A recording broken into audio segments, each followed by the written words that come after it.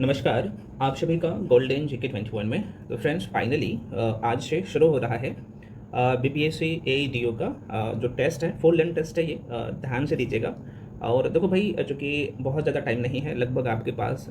आप सबको पता है कि ये एग्ज़ाम लगभग जनवरी में होने वाला है, तो बहुत ज़्यादा टाइम नहीं है। और अगर आपको अच्छे स्कोर करना है, उसमें मॉक टेस्ट का बहुत बड़ा रोल रहता है, क्योंकि आपका जो वीकनेस एरिया है, जिसमें आप जिस सेक्शन में आप वीक है, कमज़ोर है, तो कहीं ना कहीं यहाँ से आपको पता लगता है और उससे आप कंप्लीट भी करते हैं। ठीक है, और मैं वहीं से क्वेश्चन उठाया हूँ। आपने देखा 71st बीपीएससी, जो कि सबसे टफ अभी तक माना जाता है, डायरेक्टली क्वेश्चन नोट से आया है ना। जो पढ़ाया हूँ वहीं से आया है। आप जाके यूट्यूब पे देख लीजिए, करंट अफेयर सबसे ज़्यादा टफ था, तो वो सारे क्वेश्चन मतलब कि मैक्सिमम क्वेश्चन आया है, आपने देखा ही होगा, है ना।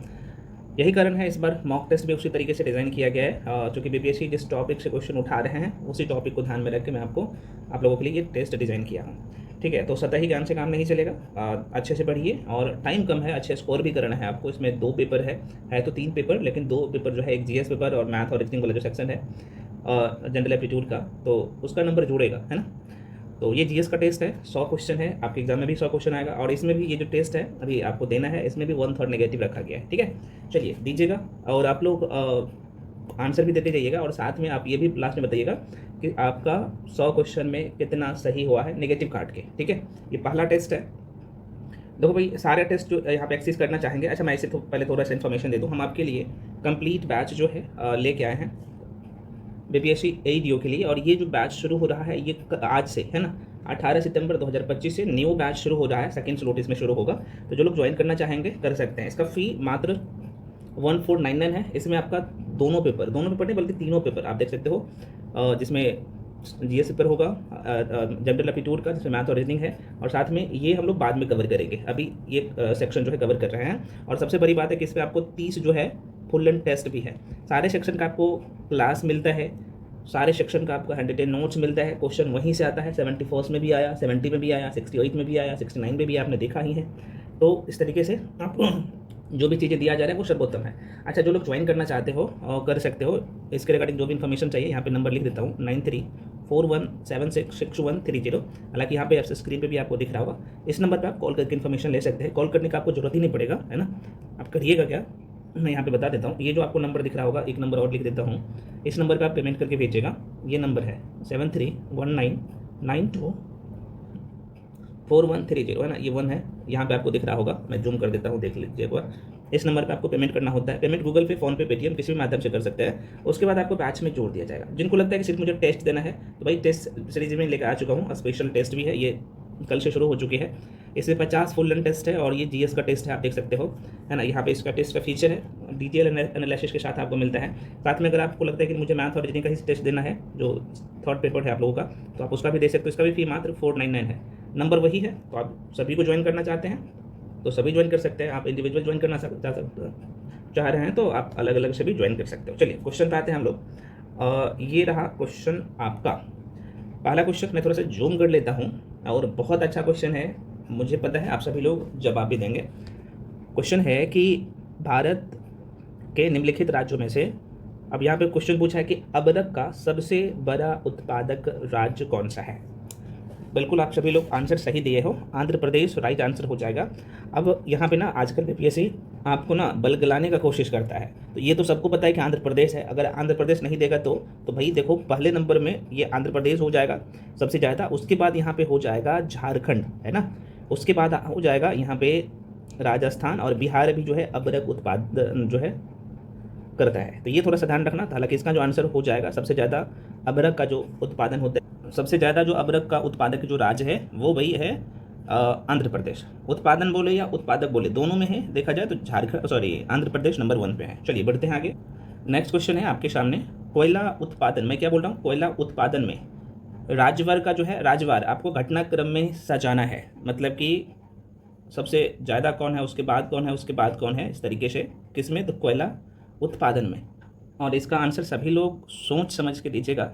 अब आप कहिएगा सर इसमें तो जो ऑप्शन होना चाहिए नहीं है, तो भैया आप छांट के दीजिए आंसर। अच्छा, जब आप क्वेश्चन बनाएंगे ना, तो यहाँ पे एक शब्द बोला है घटता क्रम, है ना। एक बार मैं पुनः रिपीट करता हूँ क्वेश्चन को। क्वेश्चन करेंगे कोयला उत्पादन में राजबार घटता क्रम, मतलब कि सबसे ज़्यादा किस में, उसके बाद किस में, उसके बाद किस में, है ना। इस तरीके से आपको आंसर देना है। तो देखो भाई मैं थोड़ा सा बता देता हूँ, उसके बाद आंसर बताऊँगा ताकि आप लोग चीज़ों को पकड़ ले। यहाँ पे देखो कोयला उत्पादन में अगर आप इंडिया पे देखेंगे ना तो यहाँ पे झारखंड है। तो ये सबसे ज़्यादा जो उत्पादन जो करता है वो झारखंड करता है, 2025 का डेटा के अनुसार बोल रहा हूँ।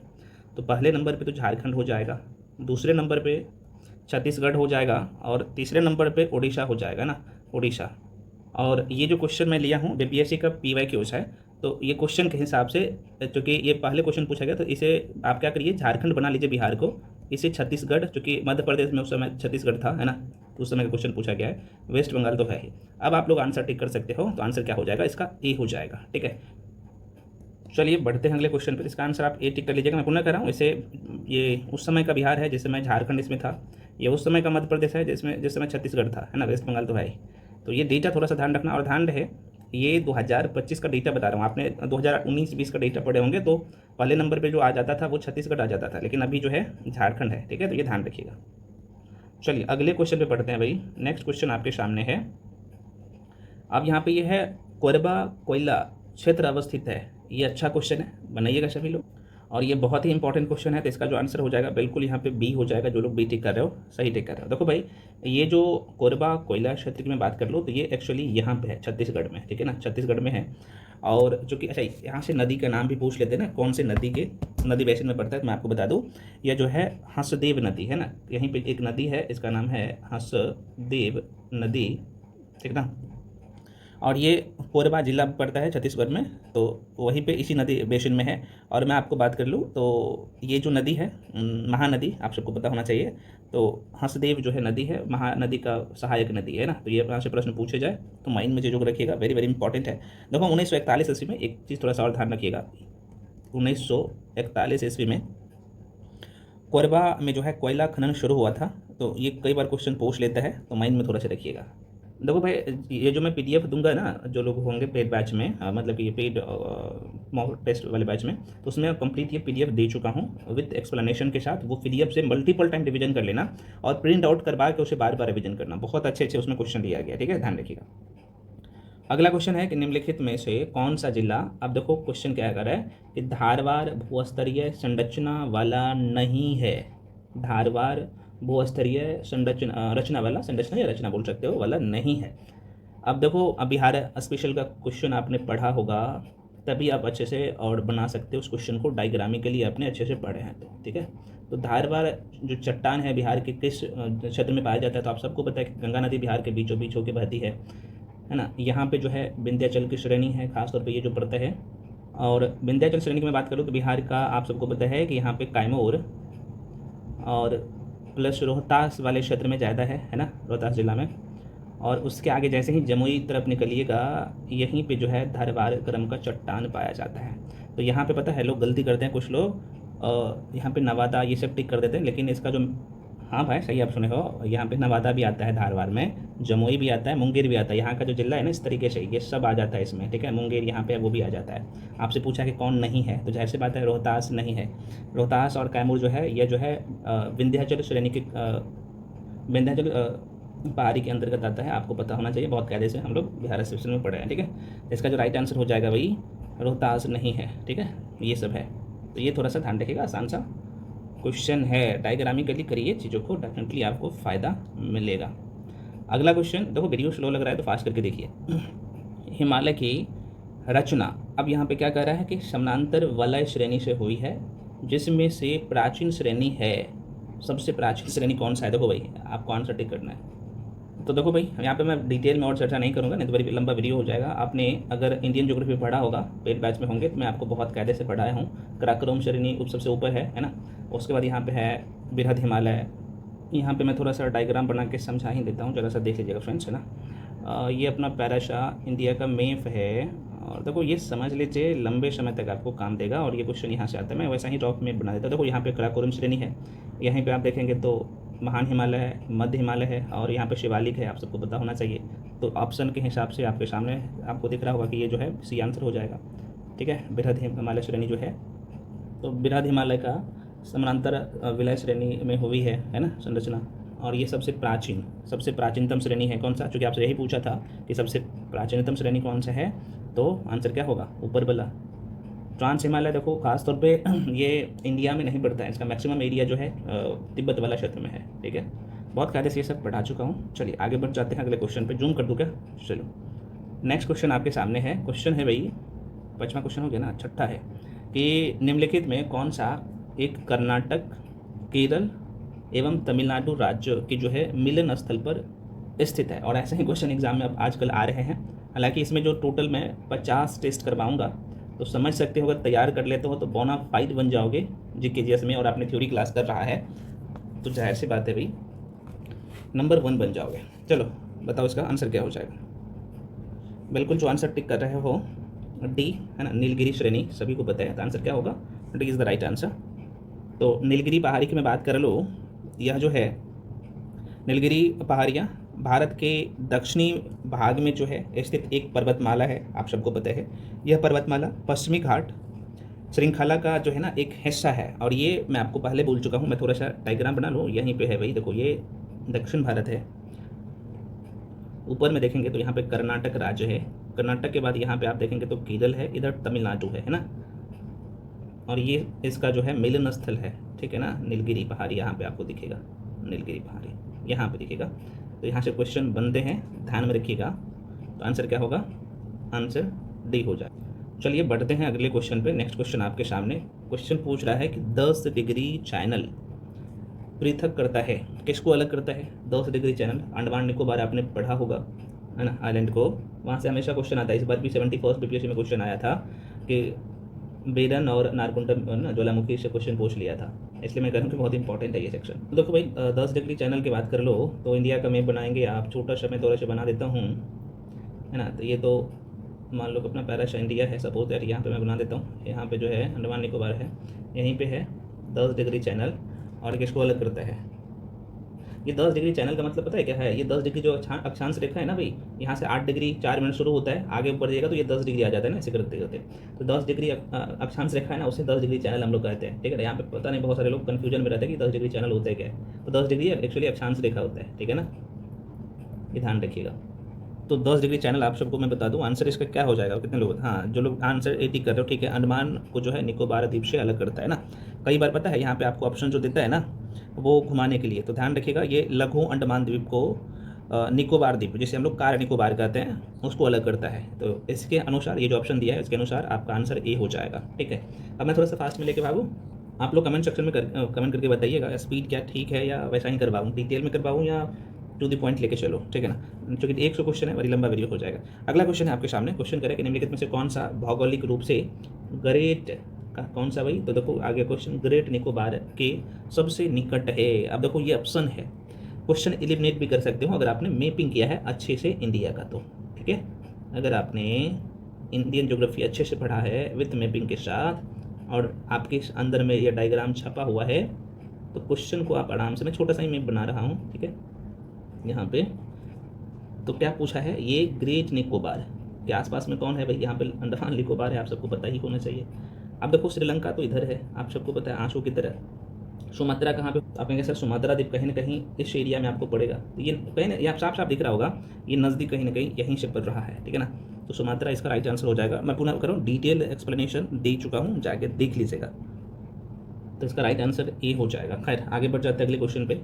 नेक्स्ट क्वेश्चन आपके सामने है कि भारत में जो एकमात्र मानव भाव कपि, हिस्ट्री का क्वेश्चन है, मानव भाव कपि मतलब कि मानव जैसे दिखने वाला, मानव भाव का मतलब मानव जैसे दिखने वाला कपि पाया जाता है, वह है, वो मानव कपि क्या है? तो हनुमान बंदर है, असम घाट सिंह पुच्छी मकाक है, या असम का जो है मंथर लॉरिस है, या असम का श्वेत, ये श्वेत भोग गिब्बन होना चाहिए, श्वेत गिब्बन है ना, ये उजला बंदर कह सकते हो, इस तरह का रहता है। तो बिल्कुल मानव जैसे जो दिखने वाला, सिर्फ अभी प्रेजेंट टाइम में जो दिख रहा है ना, ये असम में है। असम में श्वेत गिब्बन आप बोल सकते हो, है ना, यहाँ पे लिख देता हूँ, श्वेत भोग गिब्बन भी बोल सकते हो ना,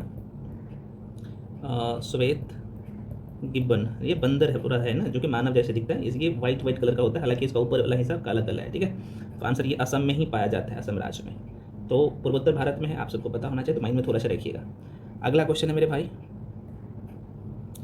अगला क्वेश्चन अब यहाँ पे देख लो। अब देखो इसमें 71st बीपीएससी में ये क्वेश्चन पूछा था, और मैं बीपीएससी में बीपीएससी का जो मॉक टेस्ट करवाया था 74 बीपीएससी का, ये क्वेश्चन वहाँ पे डाला था। और यहाँ पे पता है सबसे दूसरा नदी बेसिन पूछ लिया था, और वहाँ पे पहला दूसरा मैं दोनों बताया था, ठीक है ना, तीसरा भी बता दिया था। चलो ये क्वेश्चन भी लिया हूँ, बताओ। अब देखो यहाँ पे शब्द में ट्विस्ट है, नया शब्द जैसे ही आ जाता है परेशान हो जाते हो। क्वेश्चन है कि भारत की सबसे बड़ी वाह नदी, वाह का मतलब जिसका अपवाह तंत्र सबसे ज़्यादा है, वाह का मतलब अपवाह तंत्र होता है, अपवाह से वो छोटा सा शब्द दिया है वाह, तो सबसे ज़्यादा अपवाह तंत्र किसका होगा? अपवाह तंत्र का मतलब क्या होता है कि भाई सबसे ज़्यादा जो है जिससे नदियाँ जुड़ा है, और भारत के क्षेत्र में सबसे ज़्यादा जो है क्षेत्र में ये नदी फैला हुआ है ना, उसी को आप लेंगे सबसे ज़्यादा अपवाह तंत्र। अपवाह तंत्र का मतलब ये होता है कि इसमें कई सारी नदी का मिलन होता है। मेन नदी एक एरिया में है ना, भारत के किसी राज्य में या पूरे भारत में बह रही है, और इसके सहायक नदी उससे जुड़ के बहती है, उसी क्षेत्र को हम लोग अपवाह क्षेत्र कहते हैं, ठीक है। तो अब यहाँ पे बताइएगा, तो करे भारत की सबसे बड़ी अफवाह, तो जाहिर सी बात है गंगा हो जाएगा, और दूसरे नंबर पे गोदावरी हो जाएगा। मैं पुनः यहाँ पे बता रहा हूँ, पहले नंबर पे गंगा का अफवाह क्षेत्र है, और दूसरे नंबर पे गोदावरी है। तीसरे नंबर में बात कर लो तो यहाँ पे जो हो जाएगा इस ऑप्शन के अनुसार में ये नर्मदा हो जाएगा, है ना। चौथे नंबर पे ये हो जाएगा। तो आप कहिएगा सर गंगा नदी का अफवाह क्षेत्र भारत में कितना है? भाई ये 2525 किलोमीटर तक क्षेत्र में भारत में ये गंगा नदी बहती है, इतने क्षेत्र में फैला हुआ है ना, इसकी लंबाई है भारत में 2525 किलोमीटर है ये, है ना। गोदावरी की बात करो, दक्षिण भारत की जो गंगा के नाम से इसे जाना जाता है गोदावरी, इसका जो है देखा जाए भारत में 1465 किलोमीटर। नर्मदा की बात कर लो तो ये 1312 किलोमीटर, और महानदी की बात कर लो तो ये 851 है, ठीक है। ऑप्शन के हिसाब से ये होगा, तो कम से कम ये 3 ध्यान रखना बहुत इंपॉर्टेंट है। चलिए आगे बढ़ जाए, आंसर क्या होगा? सी हो जाएगा, C is the right answer. Next अगला क्वेश्चन है, निम्नलिखित में कौन सा एक सुमेलित नहीं है, ठीक है, सुमेलित नहीं है। तो ये परियोजना का नाम है भाई, किस राज्य में परियोजना है, और ये राज्य है, यहाँ पे परियोजना है और यहाँ पे राज्य है, शक्ति परियोजना। आप बताओ उसका आंसर क्या होगा? बिल्कुल जो लोग आंसर टिक कर रहे हो, सी बिल्कुल सही है, सी इज़ द राइट आंसर। देखो भाई यहाँ पे अगर मैं बात कर लो तो देखो भाई यहाँ पे मैं थोड़ा सा क्लियर ही कर देता हूँ। जवाहर सागर जो है जल विद्युत परियोजना की बात कर लो तो ये राजस्थान में है, बिल्कुल सही है। उसके बाद नागार्जुन सागर जल विद्युत परियोजना आंध्र प्रदेश में है, बिल्कुल सही है। गांधी सागर, अब देखो या गांधी सागर से मत यहाँ पे गुजरात टिक कर दीजिएगा, अलग से आएगा, तो ये मध्य प्रदेश में है, जो कि बिल्कुल सही। और शिव समुद्रम परियोजना, चूँकि आपको गलत ढूंढना था तो गलत यही है। शिव समुद्रम परियोजना की जल विद्युत परियोजना की बात कर लो तो ये केरल में नहीं बल्कि यह जो है कर्नाटक राज्य में है, ठीक है। थोड़ा सा ध्यान रखिए, यहाँ पे एक जलप्रपात भी है, शिव समुद्रम जलप्रपात, जो कि कर्नाटक के चामराजनगर जिले में स्थित है। वहीं कावेरी नदी मांड्या और चामराजनगर जिले की सीमा बनाती है, तो थोड़ा सा माइंड में रखिएगा, यहाँ से क्वेश्चन पूछे जाते हैं। अगला क्वेश्चन है भाई, हीराकुंड बांध कौन से नदी पर बनाया गया है? जाहिर सी बात है महानदी इसका राइट आंसर होगा। अगला फ्रेंड्स क्वेश्चन है आपके सामने, क्वेश्चन है निम्न राज्य में डाइस को छोड़कर सभी में कृषि भूमि का प्रतिशत काफ़ी अधिक है, तो अब बताना है। तो जाहिर सी बात है बेसिक सा क्वेश्चन है, तो इसका जो आंसर हो जाएगा 13 का, कितने लोग टिक कर रहे हो? बिल्कुल यहाँ पे सिक्किम हो जाएगा। यहाँ पे बोल रहा है कि निम्नलिखित राज्यों में डाइस को छोड़कर सभी में कृषि भूमि का प्रतिशत काफ़ी अधिक है। तो जाहिर सी बात है देखो कृषि योग्य भूमि सबसे ज़्यादा कहाँ पे है?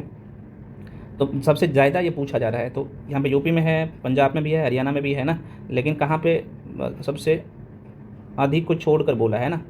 एक बार क्वेश्चन को देखिए तो आंसर इसका हो जाएगा ये सिक्किम हो जाएगा, क्योंकि यहाँ पे सिक्किम राज्य आप देखेंगे तो वहाँ पे कम है, ये जो बाकी राज्य देख रहे हो इसमें ज़्यादा है ना।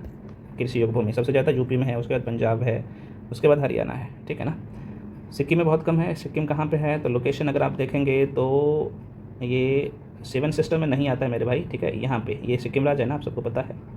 उसके बाद यहाँ पे ये, तो यहीं पे ये कम है, यहाँ पे ज़्यादा पहाड़ी इलाका है, आप सबको पता ही होना चाहिए, तो आंसर डी हो जाएगा। चलो आगे बढ़ जाते हैं। देखो मैं PDF इसका दूंगा, मैं बार बार कह रहा हूँ, डिटेल में एक्सप्लेनेशन के साथ दिया हूँ, आप लोग बार बार इसे रिवीजन कर लीजिएगा, ऐसे क्वेश्चन हर जगह नहीं मिलेगा, क्योंकि टीम के द्वारा बहुत मेहनत किया जाता है, और जो लोग भी आपके लिए ये काम कर रहे हैं कहीं ना कहीं यार इस एग्ज़ाम को तो बहुत अच्छे से वो क्लियर किए हैं, है ना, इसलिए जो चीज़ें आपको प्रोवाइड की जाती है सर्वोत्तम होता है। अगला क्वेश्चन है, भारत में सीमांत कृषि भूमि जोत का आकार है? तो बिल्कुल आंसर इसका जो है कितने लोग टिक कर रहे हैं? सही है ना, 1 हेक्टेयर से कम सीमांत भूमि की मैं बात कर लूँ तो ये 1 हेक्टेयर से कम हो जाएगा, राइट आंसर। आगे बढ़ जाते हैं, निम्नलिखित में से कौन सा ग्रह सर्वाधिक प्राकृतिक उपग्रह अथवा चंद्र है, चंद्र ग्रह है ऐसे बोल सकते हो। तो निम्नलिखित में से कौन सा या कौन से ग्रह के सर्वाधिक प्राकृतिक उपग्रह अथवा चंद्र है, चंद्र ग्रह है ये पूछ रहा है, चंद्र है मतलब चंद्रमा है, बताओ इसका आंसर है। हाँ बिल्कुल, यहाँ पे जो आंसर हो जाएगा देखो भाई, यहाँ पे इसका जो है सनी का सबसे ज़्यादा उपकड़ा है, आप सबको पता होना चाहिए। 2023 के डेटा के अनुसार बताऊँ तो यहाँ पे बताया गया है लगभग 146 के आसपास में, है ना। तो ये डेटा नहीं पूछता कि कितना है, थोड़ा सा ध्यान रखिएगा माइंड पे। और अभी अभी प्रेजेंट टाइम में 2023 के डेटा के अनुसार जो आया था उसमें बृहस्पति का लगभग 95 है और शनि का 146 है, ठीक है ना। तो थोड़ा सा माइंड में रखिएगा। कहीं कहीं जगह अलग अलग जो सोर्स है इसके बारे में जो बता रहा है कि लगभग 274 जो है ना चंद्रमा का कौन से ग्रह में, तो शनि ग्रह में कहीं ना कहीं पता लगाया है। लेकिन थोड़ा सा ये ध्यान रखना, ये डेटा नहीं पूछता तो सबसे ज़्यादा अभी शनि का है, बृहस्पति का नहीं है। गलत मत टिक कर दीजिएगा, आंसर क्या हो जाएगा सी। अगला क्वेश्चन है भाई, क्वेश्चन है कि यूरेनस सूर्य के चारों ओर एक परिक्रमा में जो समय लेता है कितना लेता है, तो डेफिनेटली 84 वर्ष लेता है। नेक्स्ट है, निम्नलिखित में कौन सा सम्मिलित नहीं है। ये मरुस्थल है और ये देश है, कौन सा मरुस्थल किस देश में पाया जाता है, और ऐसे क्वेश्चन भर भर के पूछे जाते हैं। बताइएगा आप सभी लोग क्या आंसर इसका होगा। अच्छा देखो, इसका मैं एग्जैक्ट फिगर बता देता हूँ। ये जो आप लगभग 84 है इसलिए 84 होगा, लेकिन एक्चुअल में जो इसका जो है ना, ये देखा जाए तो यहाँ पे मैं बता दूँ, अरुण को ही इंग्लिश में यूरेनस कहते हैं। यहाँ पे क्लियर कर देता हूँ, अरुण जो जिसे हिंदी में अरुण ग्रह कहते हो, ये सूर्य के चारों ओर एक परिक्रमा करने में लगभग 83.7 वर्षों का समय लेता है। जबकि अपने अक्ष पे देखा जाए तो ये जो है यूरेनस की बात कर लो, जिसे आप लोग अरुण कहते हो, अरुण ग्रह अपने अक्ष पर जो है 17.2 घंटों में एक चक्कर पूरा करता है। लेकिन सूर्य का कितने दिन में करता है भाई, 84 वर्ष में, समझ रहे हो ना। तो ध्यान रखना, लगभग 83.7 है, तो ये लगभग फिगर दिया गया है, तो ध्यान रखिएगा।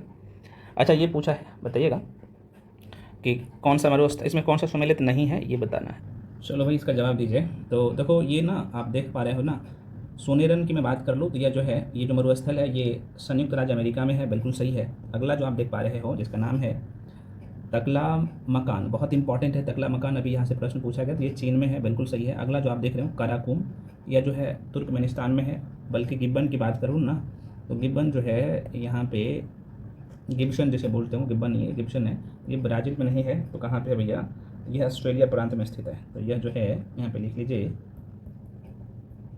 ऑस्ट्रेलिया में प्रांत में है। तो इसका आंसर क्या होगा, डी हो जाएगा। तो वेरी वेरी इंपॉर्टेंट डेटा है यार, माइंड में रखिएगा, ये सब इस तरह क्वेश्चन आता है। तो मॉक टेस्ट एनालिसिस बहुत ही महत्वपूर्ण होता है, मैं पहले भी बता चुका हूँ। अगला क्वेश्चन है, वर्ष भर रात और दिन कहाँ बराबर होते हैं, बताइएगा। पूरे साल भर, वर्ष भर मतलब साल भर, पूरे ईयर, पूरे साल। बिल्कुल, ये जो है आप देखेंगे तो भूमध्य रेखा, भूमध्य रेखा आप सबको पता है कि मैं आपको अक्षांश और देशांतर ये पढ़ाया हूँ। तो ये जो है भूमध्य रेखा है, आप सबको पता है कि पृथ्वी को बीचों बीच होकर गुजरती है, जिसे हम लोग 0 डिग्री अक्षांश रेखा कहते हैं, है ना। तो इस क्षेत्र में जहाँ से बात है, तो ये जो है दिन और रात जो है वर्ष भर बराबर रहता है, ठीक है। भारत कहाँ पे है, तो आप कहेंगे सर भारत जो है उत्तरी अक्षांश में है, ठीक है, यहाँ पे लाई करता है। तो हम लोग बहुत अच्छी जगह है, समझ रहे हैं ना, सारे मौसम का फ़ायदा उठाते हैं। आंसर इसका सी हो जाएगा, भूमध्य रेखा। क्योंकि यहाँ पे जो है ना 12 घंटे का दिन और 12 घंटे का, मैं पुनः रिपीट कर रहा हूँ, ये जो भूमध्य रेखा है ना, इसके आसपास के क्षेत्र में जो है दिन रात बराबर होता है, मतलब कि 12 घंटे का दिन और 12 घंटे का रात होता है, ठीक है ना। और उसके आगे जैसे जाइएगा या इधर जाइएगा आगे पीछे, तो ये कहीं ना कहीं मौसम बदलते रहता है, ठीक है ना भाई, ध्यान रखना इंपॉर्टेंट है। अगला क्वेश्चन आपके सामने क्वेश्चन कह रहा है कि निम्नलिखित युग्मों में से कौन सा एक सुमेलित नहीं है ना। तो आइए देखते हैं। तो इसका जो आंसर हो जाएगा ना मेरे भाई, यही हो जाएगा, ठीक है ना। देखो, स्लोवेनिया की बात करूँ ना, तो यह दक्षिण मध्य यूरोप के देखा जाए तो तटीय अल्पाइन देश है। और ये क्या बोल दिया है कि भैया जो है बोला कि ये ब्राती अस्लावा है, जो कि बिल्कुल गलत है ना। तो ये इसका आंसर यही हो जाएगा, बाकी ये सब सही है, आप यहाँ पे देख लीजिएगा, ठीक है ना। बाकी सभी देश का जो राजधानी है ना सही है, जैसे विक्टोरिया की बात कर लूँ, यहाँ पे सेशेल्स की बात कर लूँ तो इसकी राजधानी विक्टोरिया है। सियरा लियोन की बात कर लूँ तो यह जो है इसकी राजधानी क्री टाउन है ना। और उसके उज्बेकिस्तान की बात करूँ तो इसकी राजधानी ताशकंद है। और इसकी राजधानी बात कर लूँ स्लोवेनिया की, ये प्रश्न पूछे जाते हैं, तो इसका है, यहाँ पे लिख दूँ क्या, इसकी राजधानी कहाँ पे है, तो आप इंग्लिश है, इसकी राजधानी नाम अजीब सा रहता है, लुजो बल जाना जो है इसकी राजधानी है, ठीक है ना, स्लोवेनिया का। तो ये ध्यान रखना। नेक्स्ट क्वेश्चन है, निम्नलिखित में से इसे यूरोप की तेल राजधानी कहा जाता है। वेरी वेरी इंपॉर्टेंट क्वेश्चन है। तो बिल्कुल जो लोग यहाँ पे बी टिक कर रहे हैं, एबरडीन राइट आंसर है, ठीक है ना। क्योंकि एबरडीन को प्रायः जो है यूरोप की जो है तेल की जो है राजधानी कहा जाता है? ये प्रश्न पूछे जाते हैं और कई बार ये, क्योंकि ये ना पेट्रोलियम उद्योग के लिए देखा जाए तो ये बहुत विकसित क्षेत्र है।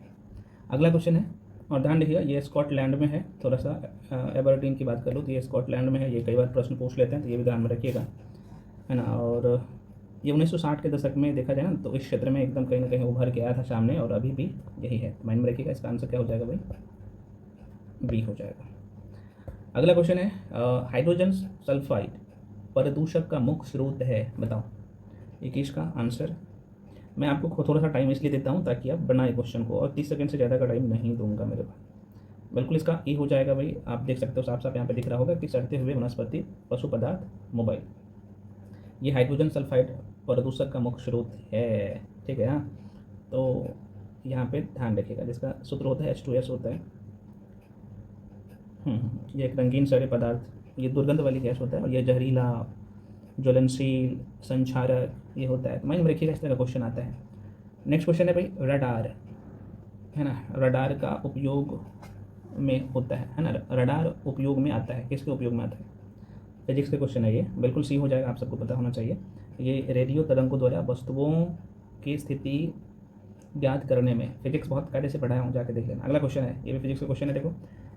दृश्य स्पेक्ट्रम की जो है तरंग दैर्घ्य इसी में है। देखो भाई ये लाइट का क्वेश्चन है, ये भी क्वेश्चन लाइट का भी था, ठीक है ना। ये भी लाइट का ही क्वेश्चन था। फिजिक्स का लाइट का क्वेश्चन है, प्रकाश का। जाके नहीं पढ़े हैं, गलत कर किए हैं क्वेश्चन, तो वहाँ पे देख लेने को जाके। जो लोग पेड बैच में हो आपको ऑलरेडी पढ़ाया गया है बहुत कायदे से। बताइए 23 नंबर का। बिल्कुल बी हो जाएगा। ये सबको बहुत आसान है। 3900 एंगस्ट्रॉम से लेके 7600, इसका डबल कर दीजिएगा ना, डबल से थोड़ा सा कम रहता है ना। अगला क्वेश्चन आपके सामने है कि किसी अपारदर्शी बोला है, ठीक है ना, पारदर्शी नहीं है, अपारदर्शी है, का रंग उस रंग के कारण होता है जिसे वह क्या करता है? बिल्कुल आंसर सी हो जाएगा, ये परावर्तित करता है भाई, ठीक है ना। नेक्स्ट है, भारतीय सुपर कंप्यूटर का जनक कौन कहलाता है? भारतीय सुपर कंप्यूटर का जनक कौन कहलाता है, किसे कहते हैं क्वेश्चन में? बिल्कुल भी हो जाएगा। आप सबको पता है विजय भाटकर को हम लोग कहते हैं, है ना। देखिए विजय भाटकर को जो ना भारतीय कंप्यूटर का जनक कहा जाता है। इन्होंने वर्ष 1991 ईस्वी में देखा जाए तो भारत के पहले सुपर कंप्यूटर, परम का नाम आपने जरूर सुना होगा, ये ध्यान रख लीजिएगा, परम 8000 है ना। परम 8000 के विकास में महत्वपूर्ण इसका योगदान है विजय भाटकर का, है ना। अगला क्वेश्चन है मेरे भाई, एक लड़की झूले पर, देखो अब देखो यहाँ से क्वेश्चन आ गया आप लोगों का, कह रहा है कि एक लड़की झूले पर बैठी स्थिति में झूला झूल रही है, और उस लड़की के खड़े हो जाने पर ये कह रहा है कि ये इसका जो है ना परदोल आवर्तकाल क्या होगा, वही पूछ रहा है। खड़ा जब हो जाती है तो क्या हो जाएगा? आप सबको पता है झूला झूल रही है। आसान सा क्वेश्चन है, ऐसे क्वेश्चन आप लोग ना गलत करते हो। बिल्कुल ये हो जाएगा, ये कम हो जाएगा, है ना। तो झूला, मान लो कि ये झूला झूल रही है, ये बैठ के झूल रही है, जाहिर सी बात है आवर्तकाल इसका जो है क्या होगा, ये बढ़ेगा, एक बार इधर जाएगा इधर आएगा, लेकिन ये खड़ा हो जाती है तो क्या हो जाएगा? कम हो जाएगा, जल्दी जल्दी हो जाएगा। तो ये कम हो जाता है, बहुत इंपॉर्टेंट है भाई, माइंड में रखिएगा। अगला क्वेश्चन है, फिजिक्स का क्वेश्चन था। क्वेश्चन है कि समुद्र नीला प्रतीत होता है, ये भी लाइट वाले चैप्टर का क्वेश्चन है, बताओ। देखो आसान क्वेश्चन ना कई बार गलत करते हैं, मुझे पता है कि आप लोग सही आंसर टिक करेंगे। 27 का बिल्कुल बी हो जाएगा। आकाश के परावर्तन तथा जल के कणों द्वारा प्रकाश के परिकीर्णन के कारण जो है आकाश हमें क्या होता है, सॉरी आकाश में बोल रहा हूँ, समुद्र जो है नीला प्रतीत होता है। तो आंसर जो हो जाएगा फ्रेंड्स बी हो जाएगा, B is the right answer, ठीक है ना। नेक्स्ट है अनुदैर्ध्य तरंग। आपने वेव वाला चैप्टर आपने पढ़ा होगा अच्छे से, तभी आप इस क्वेश्चन को कर पाएंगे, है ना। चैप्टर का नाम था ना भाई, वेव, तरंग, गति। तो आंसर इसका जो हो जाएगा बिल्कुल बी हो जाएगा। देखो अनुदैर्ध्य तरंग जो ऑप्शन में आपको दिख रहा है ना, ये ध्वनि तरंग क्या है? ये अनुदैर्ध्य तरंग होता है। लॉन्गिट्यूडनल वेव क्या होता है? ट्रांसवर्स वेव क्या होता है? बहुत कायदे से पढ़ाया हूँ, ठीक है ना। बिल्कुल इसका आंसर यहाँ पे B is the right answer. तो ध्वनि तरंग जो होता है ये अनुदैर्ध्य होता है। देखो भाई ये लॉन्गिट्यूडनल वेव जो होता है ना, थोड़ा सा बता ही देता हूँ, यहाँ पे कन्फ्यूजन में कुछ लोग रहते हैं। देखो ये लॉन्गिट्यूडनल वेव है, ये है ना, इसे अनुदैर्ध्य तरंग करते हैं लॉन्गिट्यूडनल वेव। और ट्रांसफर वेव की मैं बात कर लूँ तो ये आपने इसका बहुत अच्छे से स्प्रिंग उसका उदाहरण बताया था, तो ये थोड़ा सा ध्यान रखना ट्रांसफर वेव और लॉन्गिट्यूडनल वेव का। तो चूँकि ध्वनि तरंग है ना, ये अनुदैर्ध्य तरंग होता है। ये होता है आयाम, मैं बहुत पहले से बताया हूँ। ऊपर वाला श्रृंग होता है, नीचे वाला ग्रथ होता है। यार ये सब चैप्टर ना बहुत अच्छे से जाके आप करना, इतने अच्छे से पढ़ाया हूँ कि मत पूछिए। और यहाँ से क्वेश्चन गलत कर लेते हो ना आप लोग तो बड़ी दुख होता है यार। और इसी चैप्टर से क्वेश्चन ने पूछा था कि धोनी का जो चाल है सबसे ज़्यादा किस में है ना। तो देखो बेसिक कंसेप्ट रहेगा तभी क्वेश्चन बना पाओगे। आसान क्वेश्चन एग्जाम हॉल में गलत नहीं होना चाहिए। चलिए अगला क्वेश्चन है भाई। क्वेश्चन है कि मेंज विद्युत प्रदाय। अब देखो थोड़ा सा आपको परेशान कर सकता है इसका शब्द हिंदी में, ठीक है ना, मैं आपको बता दूंगा। दोबारा सुनिए, क्वेश्चन कह रहा है कि मेंज विद्युत प्रदाय में फ्यूज का प्रयोग एक सुरक्षा युक्ति के रूप में होता है। अब देखो ये लाइन जो आप देखेंगे ना, मेंज विद्युत प्रदाय, भाई देखो यह जो है ना विद्युत चालन और विद्युत चालन का एक जो है बंद पथ या विद्युत परिपथ है। ये थोड़ा सा ध्यान रखिएगा, ये हिंदी वाला शब्द है, परेशान करेगा। तो बस मोटा मोटे तौर पर देखना कि भाई ये कहीं ना कहीं विद्युत चालन से संबंधित है, ऐसा ध्यान रखना। तो क्वेश्चन पूछा है कि भाई फ्यूज के विषय में। अब देखो इस लाइन से क्वेश्चन पूछा था ना आपके बीपीएससी में, है ना। अभी 70 कौन सा, तो 71st बीपीएससी में। और ये क्वेश्चन भी मैं जो उठाया हूँ बीपीएससी वाले टेस्ट से उठाया हूँ, जो करवाया था। देखो तो ये क्वेश्चन है कि फ्यूज के विषय में निम्नलिखित कथनों में से कौन सा सही है, ये पूछ रहा है, बताइए। तो बिल्कुल इसका राइट आंसर सही हो जाएगा, सी हो जाएगा। देखो इसका जो गलनांक है ना,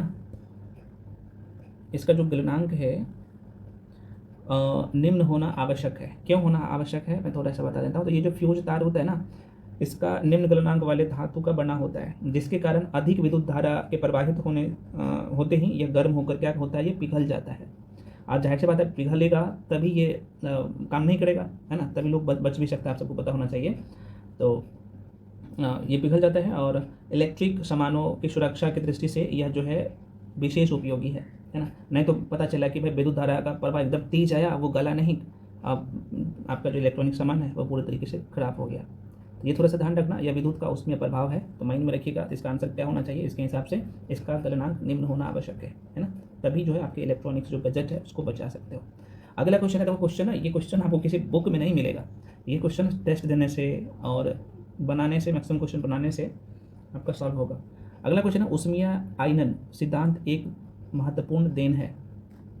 बिल्कुल इसका बी हो जाएगा भाई, इनका जो है A.N. साहा की, है ना। नेक्स्ट, प्रसिद्ध यूनानी राजदूत मेगास्थनीज भारत में किसके दरबार में आए थे। जाहिर सी बात है मेगास्थनीज की बात कर ले तो चंद्रगुप्त मौर्य के दरबार में आया था मौर्य काल में। देखो भाई मैं डिटेल में अब नहीं जाऊँगा, सेल्यूकस निकेटर का ये राजदूत था मेगास्थनीज, आप सबको पता होना चाहिए। आगे बढ़ जाते हैं भाई, जो कि बहुत सारे क्वेश्चन है। अगला क्वेश्चन निम्नलिखित में किसको चालकोलिथ युग भी कहा जाता है। 32 का बिल्कुल सही हो जाएगा। ताम्रपाषाण काल को हम लोग क्या कहते हैं, ताम्रपाषाण युग को चालकोलिथ या कैलकोलिथ, अच्छा कई बार ना चालकोलिथ नहीं देगा कैलकोलिथ देगा, तो ऐसे ही कहते हैं ताम्रपाषाण युग को।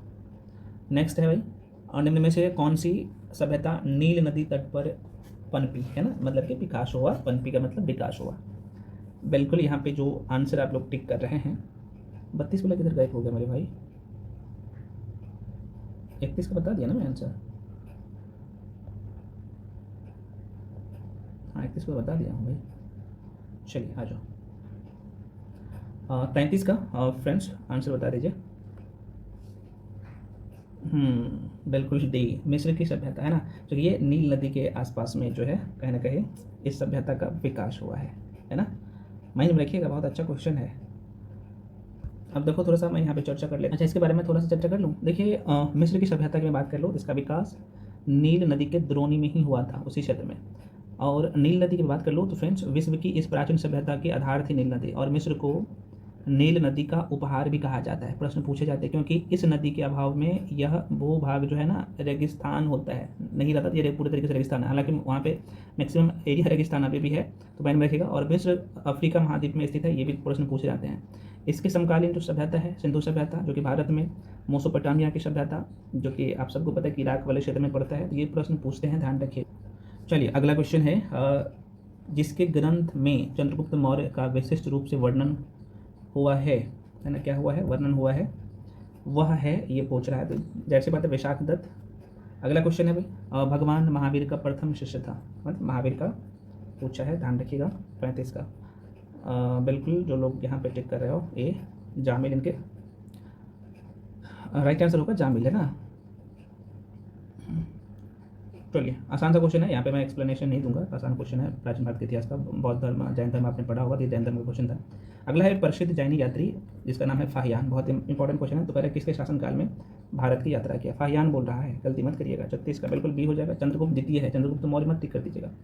अगला क्वेश्चन है हर्ष चरित्र, कई बार ये क्वेश्चन पूछा गया है, यूपीएससी में बीपीएससी में भी कई बार रिपीट हुआ है क्वेश्चन। ये वान भट्ट के द्वारा लिखी गई पुस्तक है और एनसीईआरटी में डायरेक्टली ये क्वेश्चन दिखेगा। निम्नलिखित कथनों में से कौन सा सही है, ये पूछ रहा है। 38 का बिल्कुल इसका जो राइट आंसर होगा अजंता गुफा हो जाएगा ये, क्योंकि अजंता गुफा की मैं बात करूँ ना फ्रेंड्स, तो यह महाराष्ट्र प्रांत के औरंगाबाद जनपद में स्थित है। और अजंता की गुफाएं कई बार पूछे जाते हैं। एक नदी का नाम बहुत चर्चा करता है, ये आप कर भी दिया है ना, तो ये वाघोरा नदी घाटी में अवस्थित है। तो ये ऑप्शन ना, ये जो अजंता की गुफा, सब ये तो सबको पता है कि है महाराष्ट्र प्रांत में है, औरंगाबाद जिले में है, लेकिन ये एक और क्वेश्चन डाल के पूछते हैं ना, वाघोरा नदी के क्षेत्र में अवस्थित है, तो ये ध्यान रखना, ऑप्शन के हिसाब से यही हो जाएगा। अगला क्वेश्चन है आपके सामने, भारत के सांस्कृतिक इतिहास के संदर्भ में ये जो शब्द आप देख रहे हो पंचायतन शब्द किसे निर्दिष्ट करता है ना, किसे संबोधित करता है? बहुत अच्छा क्वेश्चन है। तो आंसर बिल्कुल आप सबको पता है, ये पंचायतन की बात कर लो तो यह जो है मंदिर रचना शैली है, ये तो बहुत इंपॉर्टेंट है, यहाँ से प्रश्न पूछे जाते हैं। ये अधिकारी नहीं होगा भाई, यहाँ का ये इसको काट लीजिएगा, प्रशासनिक अधिकारी यहाँ पे लिखा हुआ था, ठीक है, अधिकारी होगा। तो ये जो पंचायतन है ना, तो मंदिर रचना शैली है। डिटेल एक्सप्लेनेशन मैं दे दिया हूँ वीडियो में ना, क्योंकि ये यहाँ पे 5 देवता के समूह का एक साथ में मूर्ति रहता है मंदिर में।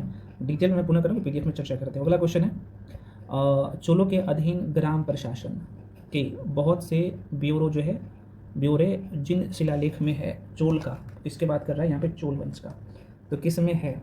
तो डेफिनेटली इसका जो आंसर हो जाएगा उत्तर मेरूर, बहुत इंपॉर्टेंट है, ध्यान रखना। अगला क्वेश्चन है, जेनेटिक्स निम्न में से किसका अध्ययन करता है? बायोलॉजी का क्वेश्चन है। हाँ, और बिल्कुल आप सभी लोग जो आंसर टिक कर रहे हो, आसान सा क्वेश्चन है। आनुवंशिकता और विचरण है ना, तो जेनेटिक्स जो है आप सबको पता है आनुवंशिकता से संबंधित है, आसान सा क्वेश्चन। नेक्स्ट है कि जीवों के विकास के संदर्भ में निम्नलिखित में से कौन सा अनुक्रम सही है ना, जीवों के विकास में एवोल्यूशन। बिल्कुल आप सभी सही टिक कर रहे हो, आंसर इसका जो है हो जाएगा ये। सैलामेंडर के विकास का देखा जाए ना, ये जो आप देख पा रहे हो सैलामेंडर का विकास काल सबसे पहले लगभग देखा जाए तो 360 मिलियन वर्ष पूर्व था, कंगारू सबसे बाद में। ये छोटे छोटे क्वेश्चन पूछते हैं, तो ये क्रम इसका यही सही है। नेक्स्ट है आपके सामने भाई, पीत पिंड कहाँ पाई जाती है?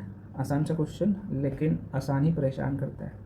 कह रहे कि पीत पिंड कहाँ पाई जाने वाली कोशिकाओं की सहती है? देखो भाई, ये अच्छा क्वेश्चन है। अच्छा, ये ये जो है ना सहंती है, ये जैसे हम लोग इंग्लिश में मांस कहते हैं, ठीक है ना। तो अगर मैं इसके बारे में बात कर लूँ तो पीत पिंड कहाँ पाए जाने वाली कोशिकाओं की जो है शांति है, तो ये एक्चुअली ओवरी हो जाएगा, अंडाशय हो जाएगा, ठीक है ना। ये थोड़ा सा माइंड में रखिएगा। अगला क्वेश्चन है, निम्नलिखित में किसका उपयोग प्राकृतिक मच्छर प्रतिकर्षी तैयार करने में किया जाता है? 44 का बिल्कुल आंसर यहाँ पे इसका भी सही हो जाएगा, लीमन घास का, है ना। देखो, ये लीमन घास की बात कर लो तो लीमन घास से एक मैं शब्द लिखता हूँ, इंपॉर्टेंट है, जिसका नाम है सिंट्रोनेला, है ना। यहाँ पे लिख देता हूँ सिंट्रोनेला नामक तेल निकाला जाता है, और इस तेल का उपयोग मच्छर प्रतिकर्षी के रूप में इसका प्रयोग किया जाता है। मतलब कि इसका जो आप लेपन कर लेंगे ना, तो शरीर में मच्छर नहीं आएगा। बहुत इंपॉर्टेंट है कि ध्यान रखना। अगला क्वेश्चन है मेरे भाई कि हाइड्रोफोबिया किसके द्वारा होता है? हाइड्रोफोबिया किसके द्वारा होता है? 45 का 45 का बिल्कुल राइट आंसर सी हो जाएगा, विषाणु के द्वारा होता है ना। चलो, एंजाइम मूलतः क्या होता है? एंजाइम बायोलॉजी का क्वेश्चन है ना, तो सभी लोग समझ रहे हो, प्रोटीन होता है ना। यहाँ पे इसका आंसर देख लो, जिसमें प्रोटीन आंसर होगा भाई, आंसर सी हो जाएगा, प्रोटीन होता है। मैं पुनः कराऊंगा, डिटेल में एक्सप्लेनेशन के साथ पीडीएफ में दे दिया हूँ, तो जाके जरूर आप इसका एक्सप्लेनेशन देखें। अगला क्वेश्चन है, मानव तंत्र में निम्नलिखित में कौन सा एक जो है पाचक एंजाइम नहीं है? पाचक एंजाइम नहीं है, ये पूछ रहा है।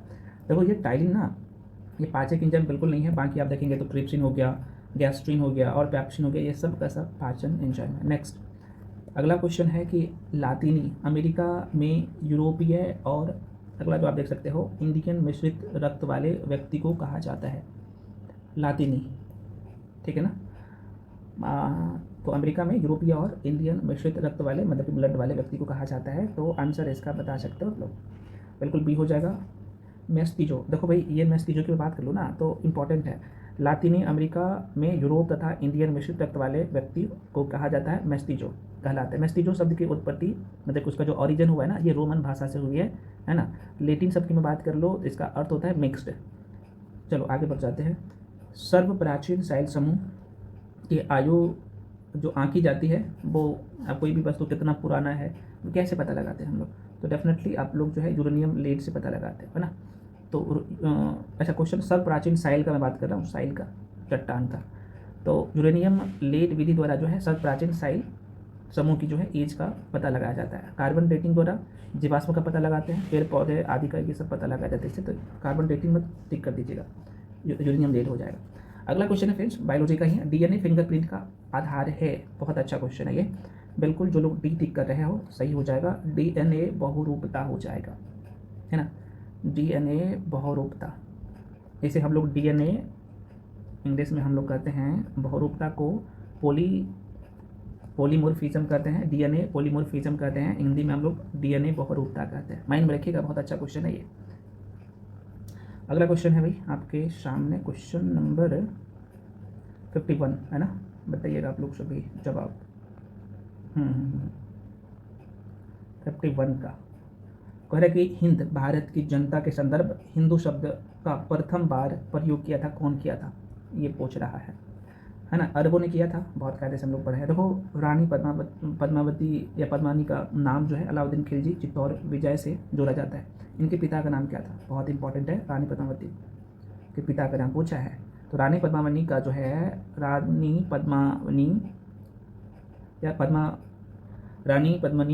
की बात कर लूँ तो मैं पुनः कह रहा हूँ का नाम अलाउद्दीन की चित्तौड़ विजय से जोड़ा जाता है। तो उनके पिता ने पति का नाम क्या है, माफ़ी चाहता यार, तो पद्मानी का जो है पति का नाम क्या था। बिल्कुल जो लोग राणा रतन सिंह टिक कर रहे हो बिल्कुल सही है, डी हो जाएगा, है ना। नेक्स्ट, किस सुल्तान के काल में खालसा भूमि जो है, खालसा भूमि अधिक पैमाने पर विकास हुआ था। बिल्कुल यहाँ पे जो आंसर होगा बी, अलाउद्दीन खिलजी के समय में, है ना। अच्छा खालसा भूमि क्या होता था पता है भाई आप सभी को, खालसा भूमि क्या होता था दिल्ली सल्तनत में, आप लोग कमेंट सेक्शन में कमेंट करके बताइएगा। अगला क्वेश्चन है, मैं इसे 2 पार्ट में कर दूं क्या, वीडियो थोड़ा सा लंबा हो गया। देखो निम्नलिखित निम्न को उनके कालक्रम अनुसार क्रमबद्ध कीजिए, है ना। तो अब देखो इस तरह का क्वेश्चन अभी 71वीं पीएससी में पूछ लिया गया था, है ना, कि किसका टाइम पीरियड सबसे ज़्यादा है, इस तरीके से सबसे ज़्यादा तक शासन कौन किया था, क्वेश्चन आता है मेरे भाई इस तरह, है ना। ये हालांकि कालक्रम पूछा है तो इसका जो है रुकने दिन की मैं बात कर लो तो ये 1236 था, आप देख ही सकते हो। मुबारक खान की बात कर लो तो ये 1300, मुबारक खान की बात करो तो ये जो है 1316 से ये 1320 तक था। और यहीं पे मैं बात कर लो फिरोज शाह का 1351 से लेके 1351 से कितना था भाई, तो शायद 1351 से 1388 तक था टाइम पीरियड इसका जो शासन व्यवस्था को चला था। आलम शाह की बात कर लो तो ये 1445 से 1451 तक था। तो आप आराम से कालक्रम से जा सकते हो। इसका आंसर क्या हो जाएगा, कितने लोग बता सकते हो इसका, अब तो बता दीजिए, बिल्कुल सी हो जाएगा, सही तरह का आंसर। पहले ये उसके बाद ये उसके बाद ये, एकदम क्रम में ही है। अगला क्वेश्चन है, जब राजा वडियार ने मैसूर, वडियार जिसे कहते हैं ना, वडियार, ये बीपीएससी का ही क्वेश्चन है, ये वडियार ही लिखता है बीपीएससी, वडियार होना चाहिए। तो वडियार ने मैसूर राज्य की स्थापना की, तब विजयनगर साम्राज्य का शासक कौन था, राजा वडियार ने। हाँ बिल्कुल डी हो जाए, वेंकट द्वितीय था ये, ठीक है ना। नेक्स्ट, इन शासकों में किसने अपनी सैन्य टुकड़ियों को 200, 250, 500 की इकाइयों में विभाजित किया था। बिल्कुल इसका जो राइट आंसर हो जाएगा। अब इस क्वेश्चन में ट्विस्ट है, जाहिर सी बात है आप यहाँ पे कुछ लोग बोलेंगे यहाँ पे इस्लाम शाह ने ऐसा किया था। देखो भाई इस्लाम शाह के ना सैन्य व्यवस्था को लागू जो कंटिन्यू जो लागू रखा था वो सिकंदर भी लागू रखा था। मैं थोड़ा सा इसके पीछे का कहानी बताता हूँ। देखो भाई इस्लाम शाह की बात कर लो तो शेर शाह का पुत्र था, शेर शाह का पुत्र था। इस्लाम शाह ने पूरे उत्तर भारत में लगभग 8 वर्षों तक शासन किया। जब उसका मृत्यु हो जाता है ना, इस्लाम शाह का मृत्यु कब होता है तो 1853 ईस्वी में हुआ था। तो इस्लाम शाह ने ही अपनी सैन्य टुकड़ियों को, है ना, देखा जाए तो 50, 200 और 250 और 500 की इकाइयों में विभाजित किया था। लेकिन जब इसका मृत्यु होता है तो सिकंदर शाह आता है तो उन्होंने भी ये जो इस्लाम साहब ने सन व्यवस्था को जिस तरीके से चला रहे थे सुचारू रूप से, सेम चीज़ों को वो भी अप्लाई किया था, इसलिए एक से अधिक आंसर हो जाएगा। तो ये दोनों सही है, आंसर क्या हो जाएगा, 100 अधिक हो जाएगा। ऐसे क्वेश्चन में अब आ रहा है, थोड़ा सा माइंड में रखिएगा, ई हो जाएगा राइट आंसर। अगला क्वेश्चन है सभी भक्ति संत की जो है मध्य एक समान विशेषता थी कि उन्होंने क्या किया। अच्छा क्वेश्चन बताओ। बिल्कुल आप सबको पता है कि अपनी वाणी को उसी भाषा में लिखा उस जिसे उनके भक्त समझ सकते थे। तो जाहिर सी बात है, बहुत अच्छा क्वेश्चन है। नेक्स्ट है मेरे भाई अगला क्वेश्चन, जब्ती प्रणाली किसकी उपज थी। बिल्कुल डी है, ये अकबर की देन थी, आप सबको पता होना चाहिए। अगला क्वेश्चन है, नेक्स्ट क्वेश्चन, कि अकबर के शासनकाल में ध्रुपद गायन में सम्मिलित थे। अच्छा क्वेश्चन है और आसान सा क्वेश्चन भी है, अच्छा आसान बोल सकते हो। देखो तानसेन भी और हरिदास, क्या ये सही है। तानसेन और हरिदास बिल्कुल सही है, ठीक है ना। देखिए अकबर के शासनकाल में तानसेन और स्वामी हरिदास प्रमुख जो है ध्रुपद गायन थे। बिलास खां जहांगीर के दरबार में प्रमुख संगीतज्ञ थे। तो ये थोड़ा सा ध्यान रखना, तो ये इसका आंसर ए हो जाएगा। भाई मैं यहाँ पे ना थोड़ा सा वीडियो को कर देता हूँ अंत, 40 क्वेश्चन रह गया है, मैं अगले वीडियो में करवा दूंगा, या फिर इसका मैं PDF दे दूंगा, वहाँ से आपको करवा ही दो। चलो करवा ही। नेक्स्ट क्वेश्चन है, मुगल काल में निम्नलिखित बंदरगाह में से किसको जो है हम देखेंगे तो कह रहा है कि काबुल मक्का मतलब मक्का द्वार कहा जाता है, ये पूछ रहा है 60 का, तो बिल्कुल डी हो जाएगा सूरत को। नेक्स्ट है, परमाणु नाभिक में अवयव होते हैं। तो जैसे बात है, परमाणु में क्या क्या होता है, हाँ बेसिक सा क्वेश्चन, आंसर हमें बताने की जरूरत है। इलेक्ट्रॉन, प्रोटॉन और न्यूट्रॉन। भौतिक परिवर्तन का एक उदाहरण है। देखो अच्छा क्वेश्चन है भाई, 62 का, बिल्कुल डी हो जाएगा। पानी में चीनी का घुलना भौतिक परिवर्तन है, क्योंकि जो मिल जाए, बहुत अच्छा ट्रिक मैं बताया हूँ, पढ़ाया हूँ, तो जो मिल जाए भौतिक परिवर्तन, ना मिले रासायनिक परिवर्तन। मोमबत्ती जल जाएगा तो फिर से मोमबत्ती आप रिवर्स कर सकते हो नहीं ना। दूध से दही बन जाएगा तो दही से दूध बना सकते हो नहीं ना। हवा में चांदी का बर्तन अगर काला पड़ गया तो जाहिर सी बात है फिर से जैसे चांदी था वैसे नहीं कर सकते हो, है ना। उसमें जो भाग उनका ख़राब हो गया तो वो रिटर्न नहीं हो सकता है। इस तरीके से माइंड में रखिएगा। सल्फर हेक्साफ्लोराइड अणु का आकार कौन सा है। अच्छा क्वेश्चन है, बताओ। 63 का, बिल्कुल बी हो जाएगा। ये अष्टफलीय होता है। निम्नलिखित में से कौन सा हास्य गैस है ना, जिसे लाफिंग गैस कहते हैं, इस नाम से हम लोग जानते हैं। 64 का, ये हो जाएगा भाई नाइट्रस ऑक्साइड हो जाएगा। अच्छा ये क्वेश्चन नहीं हुआ था क्या, ये करवा दिया। और 69 का करवा दिया हूँ। देखिए आंसर यहाँ पे ए हो जाएगा, 70 का यहाँ पे सी हो जाएगा, 71 का हम लोग देख रहे हैं। सिक्किम राज्य के बारे में पूछ रहा है, इसमें 3 स्टेटमेंट दिया गया है। थोड़ा सा ये टाइपिंग में मिस किया है टाइपिंग मास्टर को। लेकिन निम्नलिखित में से कौन सा कथन सिक्किम के बारे में सही है, उत्तर आपको चूज करना है ना। 3 स्टेटमेंट है, आइए देखते हैं। तो इसका जो है ना कह रहा है कि 1975 में यह भारत का अभिन्न अंग बन गया, ये बिल्कुल सही है, आप सबको पता होना चाहिए। इसे वनस्पति शास्त्रियों का स्वर्ग माना जाता है, ये भी बिल्कुल सही है सिक्किम। और इसके मुख्य निवासी लेप्चा लोग हैं, वहाँ के लोग जो है लेप्चा ही रहता है, तो आंसर डी हो जाएगा, सब सही है। भारत में मतदान के लिए प्रयोग की जाने वाली मशीन जो है वीपैट का संस्करण क्या है, कौन सा संस्करण है, ये पूछ रहा है। 72 का बिल्कुल सही होगा, ये M3 है। भारतीय प्रशासनिक सेवा और भारतीय पुलिस सेवा को समाप्त करने की सिफारिश किसने की थी। अच्छा क्वेश्चन, आंसर हो जाएगा राजमन्नार आयोग के द्वारा ऐसा किया गया था। भारतीय संविधान के निर्माण के समय संविधान का सलाहकार कौन थे भाई, है ना, बिल्कुल 70 है ना, BN राव है ना, राइट आंसर होगा। भारतीय राजनीतिक व्यवस्था में इनमें कौन सर्वोच्च है, 75 का बिल्कुल बी हो जाएगा, संविधान सर्वोच्च है। लोकसभा के अध्यक्ष कैसे हटाया जा सकता है, उसको अगर हटाना हो तो, डेफिनेटली आसान क्वेश्चन है, तो आप कहेंगे लोकसभा के सभी सदस्य के बहुमत पारित संकल्प के द्वारा। नेक्स्ट अगला है, लोकसभा के स्पीकर का निर्वाचन होता है, कैसे होता है भाई, कितने लोग बता सकते हैं आप लोग। 77 का बिल्कुल सी हो जाएगा, है ना, लोकसभा के सभी सदस्य द्वारा। अगला क्वेश्चन है, भारत के संविधान के किस अनुच्छेद के अनुसार राज्य के राज्यपाल के द्वारा मुख्यमंत्री की नियुक्ति की जाती है। आसान सा क्वेश्चन है, तो 78 का बी हो जाएगा, अनुच्छेद 164 के द्वारा मुख्यमंत्री का शपथ राज्यपाल दिलाता है। निम्न में कौन सा राज्य के उच्च न्यायालय का मुख्य क्षेत्राधिकार नहीं है। डेफिनेटली अच्छा क्वेश्चन है, ऐसे क्वेश्चन पूछते हैं ना। देखो भाई ये जो ना परामर्श संबंधी क्षेत्राधिकार होगा, ये भाई प्रारंभिक क्षेत्राधिकार, ये यहाँ से काट लीजिएगा, यहाँ पे कर लीजिएगा, क्षेत्राधिकार यहाँ का ये है, अधिकार हो जाएगा। चलिए अगला क्वेश्चन है भाई, कि भारतीय संविधान के प्रथम संशोधन विधेयक लाया गया था, पहला जो संशोधन हुआ था ये पूछ रहा है कब लगाया गया था।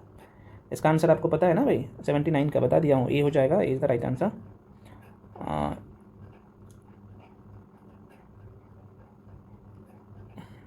अच्छा, बोल रहा था कौन सा नहीं है, ये पूछ रहा है क्वेश्चन में, निम्नलिखित में से कौन सा राज्य के उच्च न्यायालय का मुख्य क्षेत्राधिकार नहीं है। तो ये नहीं है, बाकी ये सब है। प्रारंभिक क्षेत्राधिकार ये सब है, बाकी ये नहीं है। अगला है भारतीय संविधान के लिए प्रथम संशोधन जाहिर सी बात 1951 में हुआ था। आसान सा क्वेश्चन है भाई, तो राइट आंसर बी हो जाएगा। 10 मई 1951 में संसद में प्रस्तुत किया गया था। डिटेल में मैं पुनः करो, पीडीएफ दूंगा, बहुत अच्छे से मेंशन कर दिया। अगला क्वेश्चन है, निम्नलिखित में से कौन सा कोलकाता का संस्थापक था। कौन कोलकाता के संस्थापक है, ये पूछ रहा है। बिल्कुल भी जॉब चटनाक को कोलकाता के संस्थापक माना जाता है। वह प्रथा जिसके तहत किसान स्वयं भूमि का मालिक होता है और सरकार को भू राजस्व के भुगतान के लिए जिम्मेदार माना जाता है। रैयतबारी व्यवस्था, माहलवारी व्यवस्था, अस्थायी बंदोबस्त आपने पढ़ा होगा, तभी ये क्वेश्चन आप बना सकते हो, है ना। तो इसका आंसर हालांकि बी हो जाएगा, रैयतबारी व्यवस्था। ठीक है ना। रैयतबारी व्यवस्था में क्या प्रावधान था कि इसके तहत किसान स्वयं भूमि का मालिक होता था और सरकार को टैक्स जो है डायरेक्टली देता था, बीच में बिचौलिया नहीं होता था। और यहाँ पे बड़ा कानून था भाई, अगर टाइम पे अगर टैक्स नहीं दोगे तो ज़मीन वो अंग्रेज हड़प लेता था। अगला क्वेश्चन है, 1857 के विद्रोह के समय भारत का गवर्नर जनरल कौन था। देखो ये अच्छा क्वेश्चन है, बार बार पूछता है ना। जब एग्जाम में आता है तो आप लोग बोलते हैं सर ये क्वेश्चन तो करवाए नहीं, देखो करवा तो रहा हूँ। आंसर क्या होगा, सी लॉर्ड कैनिंग था। महारानी विक्टोरिया ने भारतीय प्रशासन को ब्रिटिश ताज के नियंत्रण में लेने की घोषणा कब की थी, बताइए। आंसर बिल्कुल आप जो है सी टिक कर रहे हो। ये 1857 का विद्रोह हुआ, उसके बाद 6 जनवरी 1958 में। ठीक, चलिए आगे बढ़ जाते हैं। भारतीय राष्ट्रीय कांग्रेस की स्थापना, अब मत बोलिएगा इतने आसान क्वेश्चन क्यों दिए हैं, सब टाइप का क्वेश्चन है ना। तो 1885 में कौन जो है फरवरी 1918 में स्थापित यूपी किसान सभा के स्थापना के संबंध में सही नहीं है, संबंध नहीं रखता है, मतलब कि 1918 में यूपी किसान सभा का स्थापना हुआ था, तो इसमें से कौन से व्यक्ति संबंधित नहीं है, इससे ये पूछ रहा है। बिल्कुल सी हो जाएगा, जवाहरलाल नेहरू नहीं है, बाकी ये सभी लोग है ना। इंद्र नारायण द्विवेदी ये भी था, गौरी शंकर मिश्र, मदन मोहन मालवीय, बाकी ये नहीं। अवध में एक आंदोलन हुआ था, उसका उद्देश्य क्या था। तो जाहिर सी बात है एक आंदोलन से संबंधित क्या होगा आंसर, है ना। बिल्कुल डी हो जाएगा। यह जो है ना लगान का नगद में जो है परिवर्तन के लिए किसान के द्वारा एक आंदोलन किया गया था, अवध के किसान के द्वारा, कि भाई लगान हमको कम करो। अगला क्वेश्चन है, गांधी इरविन समझौते के हस्ताक्षरित होने में किसने महत्वपूर्ण भूमिका निभाई 88 का।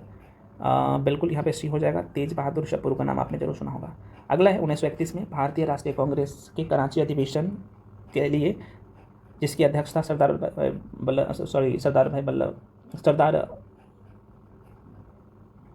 वल्लभ भाई पटेल कर रहे थे, तो किसने मूल अधिकारों तथा आर्थिक कार्यक्रम पर संकल्प प्रारूपित किया था। अच्छा क्वेश्चन है, 89 का बी हो जाएगा, पंडित जवाहरलाल नेहरू। नेक्स्ट है मेरे भाई, भारतीय उच्चायुक्त का पद सृजन किस अधिनियम से हुआ, 90 का बी हो जाएगा। यह भारत सरकार अधिनियम 1919 के तहत था। ठीक है ना।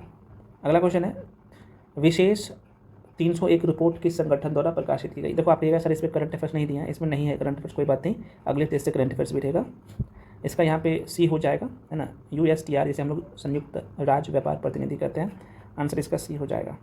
अगला है भाई, किस भारतीय शहर ने भारत का पहला प्रमाणित ग्रीन म्युनिसिपल बॉन्ड जो है जारी किया था, आप सबको पता है, तो ये इसका जो आंसर हो जाएगा सी, गाजियाबाद। ठीक है ना।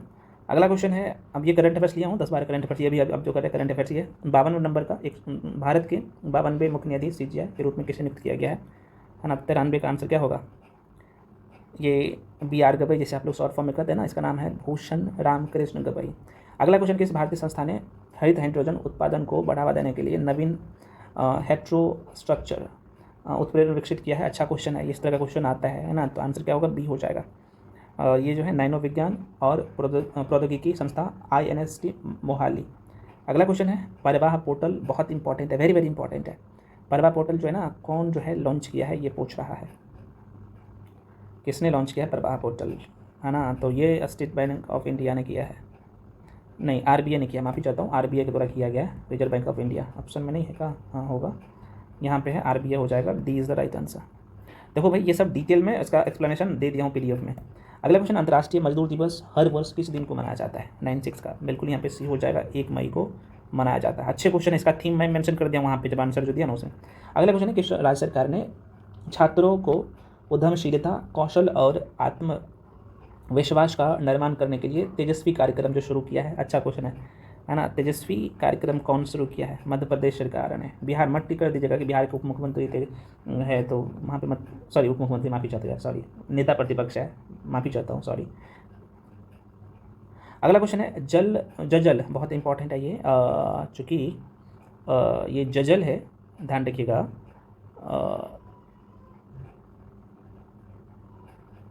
ये जजल परियोजना है तो करेक्ट किस मंत्रालय द्वारा जो है ये शुरू किया गया था? ये 30 अप्रैल को शुरू किया गया था, तो ये जल शक्ति मंत्रालय द्वारा किया गया था, तो आंसर क्या हो जाएगा? बी हो जाएगा। अगर सेकंड लास्ट क्वेश्चन है फ्रेंड्स, किस देश ने भविष्य में जो है इंसेफ्लाइटिस की रोकथाम, जलवायु परिवर्तन और संक्रामक रोग शीर्षक से एक वैश्विक अभियान शुरू किया है ना? किस देश ने किया है? 99 का बिल्कुल यूनाइटेड किंगडम ने ऐसा किया है, तो यूके ने किया है। आंसर क्या होगा? सी। टोंगा राष्ट्र जो हाल ही में भूकंप के कारण खबरों में था, किस महासागर में स्थित है? टोंगा बहुत इंपॉर्टेंट है, आप सबको पता है, ये दक्षिणी प्रशांत महासागर में है और ये न्यूज़ में था। तो दक्षिणी प्रशांत, ये देखो यहाँ पे आ गया भाई, इसका आंसर बी हो जाएगा, यहाँ पे हो जाएगा दक्षिणी प्रशांत महासागर, B is the right answer. ठीक है, तो फ्रेंड्स ये टोटल 100 का 100 क्वेश्चन है। इसका एक्सप्लेनेशन डिटेल में आप यहाँ पे देख पा रहे हो, PDF में मेंशन कर दिया हूँ। और मैं डिटेल में इसलिए नहीं करता कि करवाता ना, तो ये लगभग मुझे लगता है कि 3 घंटे का वीडियो हो जाता है, तो आपका टाइम बचत होगा और आप खुद से कर लेंगे। इसका प्रिंट आउट सभी लोग करवा लीजिएगा, और इतने अच्छे तरीके से सारे क्वेश्चन डिज़ाइन किया कि इसका आंसर सारी चीज़ें ये बात पूछिए। तो इसका PDF आपको मिल जाएगा कहाँ पे? तो पेड बैच मिलेगा, ये PDF है ना। वीडियो तो मैं फ्री में यूट्यूब पे अपलोड कर ही दे रहा हूँ, तो PDF से मल्टीपल टाइम रिवीजन जरूर करिएगा, और अच्छे अच्छे क्वेश्चन हैं। मिलते हैं अगले टेस्ट के साथ, मैथ और रीजनिंग का टेस्ट भी आएगा। कुछ लोग बोल रहे थे सर साइंस और करंट अफेयर्स का सीरीज यूट्यूब पे भी शुरू करिए, जैसे ही मौका मिलता है शुरू करूँगा, आप लोग निश्चिंत रहें। बाकी जो लोग पेड बैच में आना चाहते हो, मैं आपको सब कुछ तो बता ही दिया हूँ, ज्वाइन कर सकते हो। सारे बैच है, टेस्ट का भी है, इंडिविजुअल बैच है, मैथ रीजनिंग पढ़ना चाहते हो या जीके जीएस पढ़ना चाहते हो, सब है। मिलते हैं अगले वीडियो में, तब तक के लिए चाहे सभी लोग टेलीग्राम पे जाके जो चाहिए ये वाला PDF टेलीग्राम पे अपलोड कर दूंगा। बहुत सारे करंट अफेयर्स का PDF टेलीग्राम पे है, स्टडी मटेरियल भी टेलीग्राम पे आपको मिलता है, तो जाके ज्वाइन कर लीजिए। पुनः फ्रेंड्स, अब मैं बोल रहा हूँ मिलते हैं अगले वीडियो में, तब तक के लिए जय हिंद।